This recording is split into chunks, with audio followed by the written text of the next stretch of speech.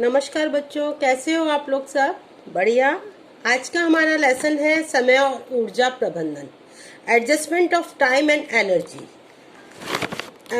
अब आप ये सोचोगे समय और ऊर्जा प्रबंधन क्या होता है कि किसी भी कार्य को करने के लिए हमें अपनी शक्ति का प्रयोग करना पड़ता है, हमें अपनी ऊर्जा लगानी पड़ती है और किस समय में कितनी ऊर्जा लगाकर किस समय के अंदर हम उस काम को पूरा कर सकें, उसका पूरा मैनेजमेंट जब हम बनाते हैं किसी कार्य को पूरा करने के लिए, तो वो हमारा टाइम एंड एनर्जी एडजस्टमेंट कहलाता है। ठीक है। उसका तात्पर्य यह है कि किसी कार्य को कम से कम ऊर्जा व्यय करके निश्चित समय के अंदर उस काम को पूरा करना। ठीक है।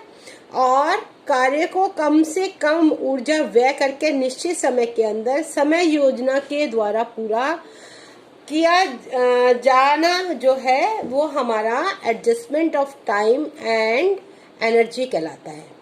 अब क्या है वर्कलोड टाइम? वो क्या होता है कि हर एक घर के अंदर, हर मानव के जीवन में एक जो समय होता है, समय के अंदर एक ऐसा समय होता है जिसमें कि हमें बहुत ज़्यादा काम करना पड़ता है और उसकी एडजस्टमेंट करना हमारे सबके लिए बहुत ज़रूरी है। जैसे कि आपने देखा होगा कि सुबह के समय बच्चों को स्कूल भी जाना है, पापा को ऑफिस भी जाना है, मम्मी को भी काम पर जाना है, तो उसके बीच में आपको लंच, बच्चों का टिफिन भी पैक करना है और दोपहर के लिए खाना भी बनाना है साथ में, और जो भी लोग हैं सबके सारे कार्य जो हैं वो सुबह के 6 बजे से और 9 बजे तक पूरे करने होते हैं। तो ये जो अवधि होती है वो क्या कहलाती है हमारी? वो अत्यधिक कार्यभार की अवधि कहलाती है। इसमें क्या होता है कि जो मम्मी है या घर में जो भी सदस्य हैं उनके ऊपर ये इस टाइम का जो प्रेशर होता है वो सबसे ज्यादा होता है, क्योंकि उनके पास टाइम तो कम होता है लेकिन वर्कलोड उनके ऊपर बहुत ज्यादा होता है। उसके बाद है meaning and definition of work organisation, कार्य संगठन का अर्थ और परिभाषा। कार्य संगठन का अर्थ क्या है? सभी कार्यों को एक सुनिश्चित मतलब एक निश्चित कार्यक्रम बनाना जिसमें कि हमारी कम से कम एनर्जी वेस्ट हो और जो हमारा जो काम है वो एक दिए हुए समय के अंदर पूरा हो सके, वो क्या कहलाता है? ये हमारा है meaning and definition of work organisation. Work organisation के अंदर हम इस चीज को सीखते हैं कि हम कम समय के अंदर कितनी अपनी एनर्जी लगाकर, कम एनर्जी लगाकर के हम उस दिए हुए कार्य को पूरा कर सकें। फिर उसके बाद आपको आ जाता है कार्यों के प्रकार, काइंड्स ऑफ वर्क। कितने तरह के कार्य हैं? हल्के कार्य होते हैं, मध्यम कार्य होते हैं और भारी कार्य होते हैं। हल्के कार्य में आपका जैसे है कि छोटे छोटा सामान इधर उधर के रखना या ले जाना मध्यम कार्य में ये हो गया कि आपको घर में खाना बनाना है या और चीजों की देखभाल करनी है, पौधों में पानी देना, ये मध्यम कार्य हो गए।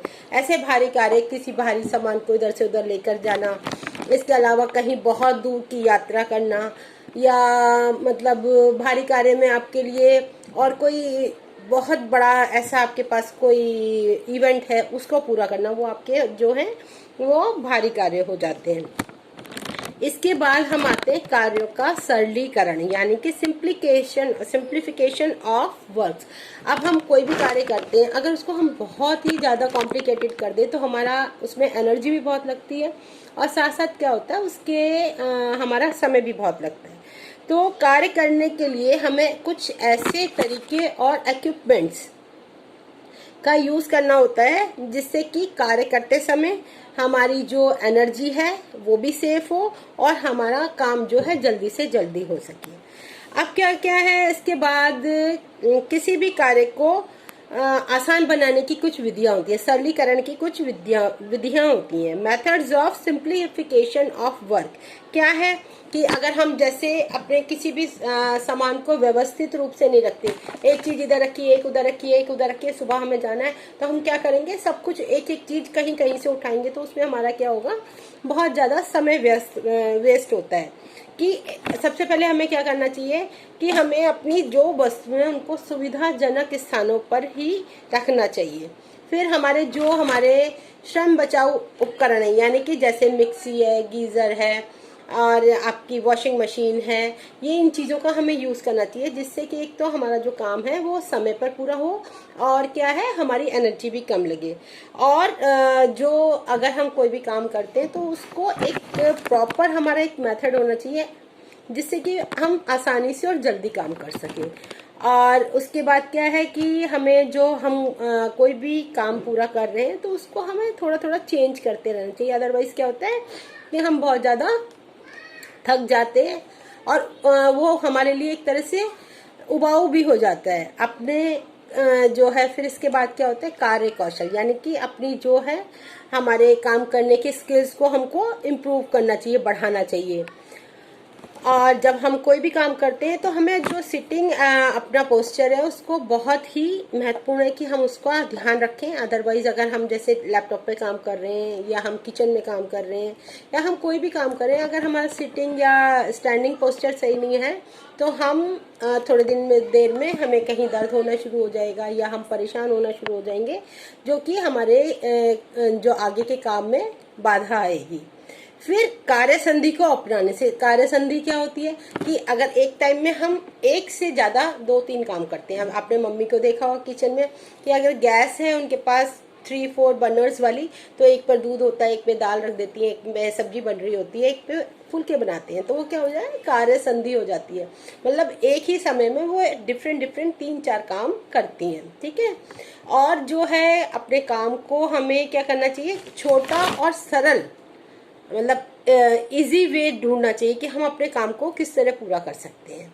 और जो सबसे बड़ा जो इम्पोर्टेंट हमारा जो क्वेश्चन है कि हमें क्या करना चाहिए, जो हमारा कार्यस्थल है उसको बहुत साफ सुथरा और बहुत सुंदर रखना चाहिए, जिससे कि हमारा उसमें दिल लगे, हमें अच्छा लगे वहाँ काम करना। मेन हमारे अगर गंदा होगा या मतलब बदबू होगी या कुछ होगा तो हमारा वहाँ पर दिल नहीं लगेगा, और ना ही हम अपने काम को पूरी तरह से कर सकेंगे, ठीक है।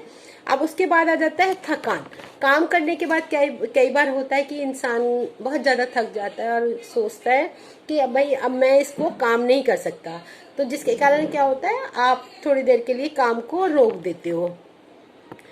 मतलब थकान जो है वो ऐसा नहीं है कि बहुत ज्यादा परिश्रम करने से ही होती है।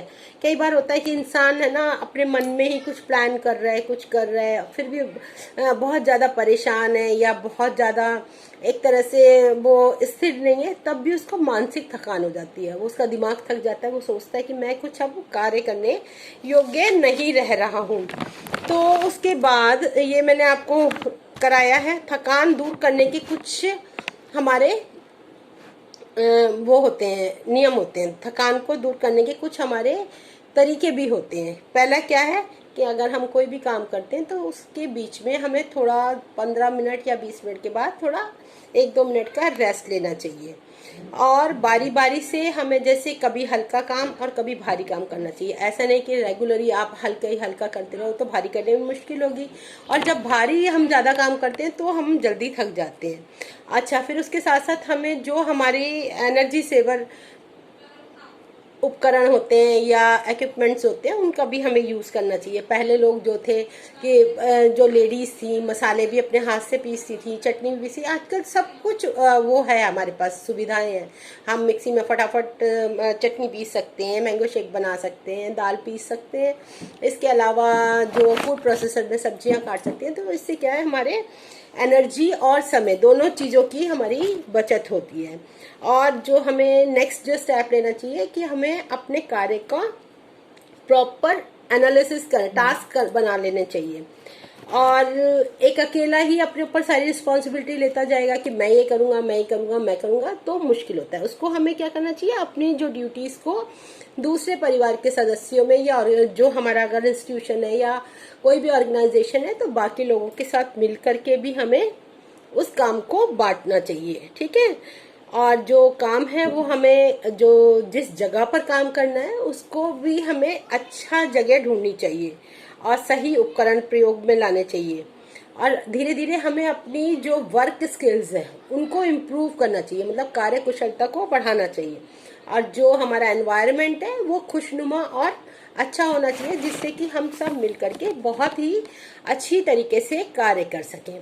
ये मैंने आपको समझाया। इसके बाद में आपका है ये समय योजना। समय योजना से क्या है कि समय योजना, जैसे हम स्कूल में टाइम टेबल बनाते हैं तो वो क्या है कि हम जैसे 9 बजे हम स्कूल में आए तो क्या करेंगे कि एक निश्चित समय पर एक काम करना, ये काम करना है। 9 बजे हमारी प्रेयर होती है, फिर एक्सरसाइज होती है, उसके बाद में हमारा इंग्लिश का पीरियड होता है, फिर हिंदी का होता है, फिर मैं इस तरीके से हमारा रेगुलर टाइम टेबल होता है। ऐसे इंसान को अपने पूरे दिन का एक टाइम टेबल अवश्य ही मेंटेन करना चाहिए, जिसके अंदर क्या क्या रखना चाहिए। निश्चित समय में किए जाने वाले कार्यों की सूची बनानी चाहिए। जो समय पर जो कार्य होते हैं, जैसे मॉर्निंग में इतने बजे हमें नहाना है, इतने बजे हमें उठना है, और हमें इतने बजे स्कूल बस आएगी, फिर हमें जाना है, फिर हमें वापस आना है, खाना खाना है, ये चीज़ें निश्चित होती हैं सारी। फिर उसके बाद उन सभी कार्यों को हमें क्या करना है, एक रेखांकित करना है, जो कि एक निश्चित अवधि के लिए आवश्यक है। जैसे कि मैंने आपको बताया, स्कूल टाइम पे पहुंचना है, ऑफिस टाइम पे पहुंचना है। और जैसे कि आप कोई भी काम करते हैं तो उसके लिए पूरा प्रॉपर एक समय का निर्धारण कीजिए। जैसे कि आज मेरे को है ना नहाने में 10 मिनट लगते हैं, या मुझे खाना खाने में 15 मिनट लगते हैं, या मुझे स्कूल की बस स्टॉप तक जाने के लिए 5 मिनट चाहिए। तो इसका पूरा आपको एक प्रॉपर एक आइडिया होना चाहिए माइंड में, तभी आप प्रॉपर अपना टाइम टेबल बना सकते हो। फिर सभी जितने भी हमारे कार्य हैं उनको क्या करना है, एक क्रमबद्ध तरीके से लिखना है। ऐसा नहीं है कि भाई आप पहले स्कूल चले जाओगे फिर बाद में नहाने जाओगे। एक आपका पूरा एक सीरियल होना चाहिए, एक उसी में हमें क्रमबद्ध करके काम को करना है। और सबसे बड़ी बात कि और भी परिवार के जितने सदस्य होते हैं उनकी भी हमें आवश्यकताओं का ध्यान में रखना चाहिए। फिर उसके बाद क्या है, अगर हम जैसे बहुत मेहनत वाला काम करते हैं तो उसमें हमें थोड़ा रेस्ट का भी अपना टाइम रखना चाहिए। और फिर उस काम को हमें एक लास्ट में जैसे पूरा वाइंड अप करना है तो उसका भी एक पूरा ध्यान में रख करके एक समय रखना चाहिए कि इतने बजे ये हमारा जो है काम खत्म हो जाएगा। इसमें जैसे कि एक टाइम टेबल का मैं आपको करवा देती हूँ। जैसे कि मॉर्निंग में 5:30 to 5:45 क्या करते हैं, हम सुबह उठते हैं, वॉशरूम जाते हैं, ब्रश वगैरह करते हैं। फिर 5:45 to 6 हमने अगर बैटी पीते हैं या बच्चे दूध पीते हैं तो वो लेते हैं। फिर 6 बजे से और 7:30 बजे तक क्या करते हैं, नाश्ता बनाना है, टिफिन बनाना है, बच्चों का खाना बनाना है, दोपहर का खाना बनाना है, वो सब कुछ 6 बजे से और 7:30 बजे तक। अब 7:30 बजे क्या है कि स्कूल बस आ गई है, या हमें पापा को ऑफिस जाना है या मम्मा को ऑफिस जाना है, तो 7:30 से 8 बजे तक क्या करेंगे, ऑफिस के लिए तैयार, आधा घंटा अपने लिए रखा है। फिर 8 बजे हमने ब्रेकफास्ट किया 8:15 बजे तक, और 8:15 से 8:30 बजे तक हमने अपना घर को लॉक किया और बस स्टैंड तक पहुंचे। तो ये हमारा पूरा एक प्रॉपर टाइम टेबल मॉर्निंग का हो गया। इसी तरह हर एक्टिविटी का एक आपको प्रॉपर टाइम टेबल बनाना चाहिए। इसके साथ साथ में अब आपको ये जो है क्वेश्चन आंसर है, इसके सिंपल सिंपल से हैं, कुछ नहीं है, सही गलत बताना है, जो जिसमें कि अपना कार्य समय समाप्त करने के लिए यह आवश्यक है व्यक्ति सारा दिन कार्य करता रहे, गलत है। सभी प्रकार के कार्यों का ज्ञान समय योजना तैयार करने में सहायक होता है। यस, आपको मैंने बताया टाइम टेबल बनाकर अगर हम काम करते हैं तो वो हमारे लिए बहुत ही अच्छा रहता है। फिर उसके बाद यह कार्य, आराम और मनोरंजन सभी के लिए समय निकालने के लिए समय योजना तैयार की जाती है। बिल्कुल ठीक है। फिर इसके बाद समय योजना को वास्तविक तथा व्यावहारिक होना चाहिए। ये नहीं है कि हमने एक पेपर पे लिख के रख लिया, हम उसको यूज ना करें, हमें उसको अपने जीवन में लाना चाहिए उस टाइम टेबल को। इसके बाद ये फिल इन द ब्लैंक्स है। फिल इन द ब्लैंक्स, समय की बचत के साथ आप ऊर्जा बचा सकते हैं। अगर हम अपने समय को बचाते हैं तो हम अपनी एनर्जी को भी सेव करते हैं। कार्य व्यवस्था से आप समय और ऊर्जा की ही नहीं बल्कि किसको कम करते हैं, तनाव को भी हम कम करते हैं। हल्के काम को करने में मध्यम कार्य की अपेक्षा कम ऊर्जा लगती है। हल्के काम में क्या होगा, को करने में हमारी कम ऊर्जा लगेगी, कार्य को करने में सर्वाधिक ऊर्जा लगती है। किस काम को, भारी काम को। अगर हम भारी काम कोई भी करते हैं तो हमारे शरीर की एनर्जी बहुत ज्यादा लगती है। इस तरीके से ये आप क्वेश्चन आंसर ये वाले आप इजी है, सही वो ट्रू फॉल्स बताना है, फिल इन द ब्लैंक्स करना है। ये आपकी कॉपी के अंदर है सारा। और ये जैसे मिले जुले शब्दों को सुधार कर उचित शब्द बनाइए। कार्य बंद करने की इच्छा, थकान। ऊब के कारण कार्य बंद करना, मनोवैज्ञानिक थकान। मांसपेशी में व्यर्थ पदार्थ एकत्रित होना, क्या होगा? शारीरिक थकान। कार्य की प्रशंसा ना होना, निराशा। ये आपको अपने आप इसको आपको पढ़ना है और इस पे सही गलत के आंसर्स वो लगाने हैं। थकान दूर करने के मैंने आपको तरीके आपको सारे समझा दिए, और थकान शारीरिक और मनोवैज्ञानिक थकान भी आपको मैंने सारा समझा दिया। इसके बाद जो है कार्य संधि मैंने आपको करा, इसमें जो है MCQs है। सर्वाधिक उचित उत्तर पर चिन्ह लगाइए। कार्य सरलीकरण से क्या होता है? समय और ऊर्जा की बचत होती है। फिर कार्य संधि क्या है? दो या दो से अधिक क्रियाओं को एक साथ करना क्या कहलाता है?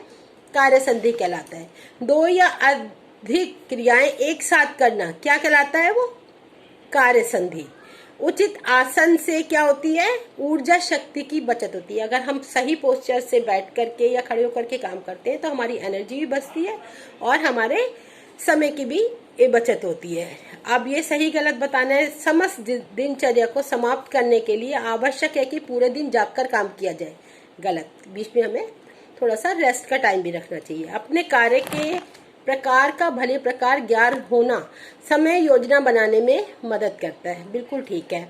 समय योजना अभी वर्तमान के काम के लिए ही बनाई जा सकती है, नहीं, समय योजना तो हमें हमेशा बना के रखनी चाहिए। टाइम टेबल एक प्रॉपर होना चाहिए हमारी लाइफ में। अगर हमारी लाइफ में प्रॉपर टाइम टेबल होगा तो हम हर जगह पर एक तो पंक्चुअल होंगे और हमारा हर कार्य जो है वो बहुत ही अच्छी तरीके से हम परिपूर्ण कर सकते हैं, ठीक है। विभिन्न प्रकार के क्रियाकलापों को पूरा करने के लिए समय योजना तैयार की जाती है, बिल्कुल ठीक है। ये आपको मैंने ये सारा एक्सरसाइज कंप्लीट करा दी है, समय योजना बता दिया है आपको, और ऑलमोस्ट मैंने ये लेसन आपका सारा कंप्लीट करा दिया है, ठीक है। इसके बाद आप जो है इसको अच्छे से वीडियो को समझें, सुने, जो जो टॉपिक मैंने आपको कराया है। और जैसे अत्यधिक कार्यभार की अवधि से आप क्या समझते हैं, ये भी मैंने आपको करवा दिया। क्या होता है कि जिसमें हमारे पास समय कम होता है जिस पूरे दिन में, लेकिन काम बहुत ज़्यादा होता है, जैसे मॉर्निंग का टाइम है, वो हमारा अत्यधिक कार्यभार की अवधि का समय होता है, ठीक है।